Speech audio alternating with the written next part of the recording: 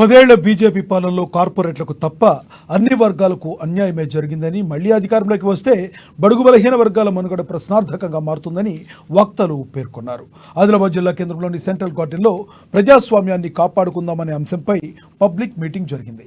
ఈ కార్యక్రమానికి Congress party assembly incharge Kandi Srinivasa Reddy, మాజీ MLC Ramulu Naik, Telangana Waqf board chairman Azmathulla, Telangana academy chairman Tahir B Hussain ముఖ్య అతిథులుగా హాజరయ్యారు.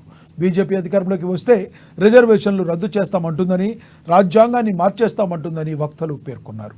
అదే జరిగితే బడుగు బలహీన వర్గాల పరిస్థితి అగమ్య గోచరంగా మారుతుందని తెలిపారు.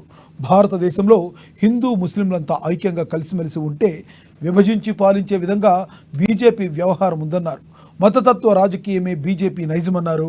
ప్రజాస్వామ్యాన్ని పరిరక్షించుకోవాల్సిన బాధ్యత మనందరిపైన ఉందని పిలుపునిచ్చారు.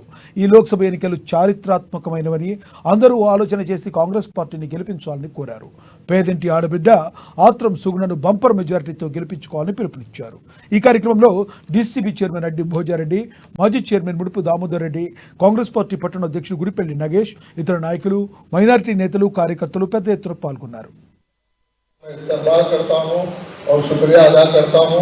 आपके आने वाले 3-4 दिनों में क्या जिम्मेदारी है उस चीज़ के ऊपर थोड़ी सी मैं नज़र डालूंगा। बुजुर्गों, दोस्तों और माँ बहनों, ये इलेक्शन हिंदुस्तान की आज़ाद हिंदुस्तान की तारीख का सबसे अहम इलेक्शन है। इस बार 2024 का इलेक्शन अपने जानों की कुर्बानियों से, अपने माल की कुर्बानियों से इस मुल्क को आज़ादी के लिए बुनियाद रखी थी।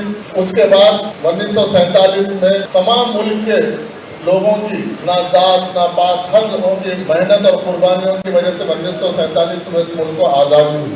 75-80 साल के बाद मुल्क आज़ाद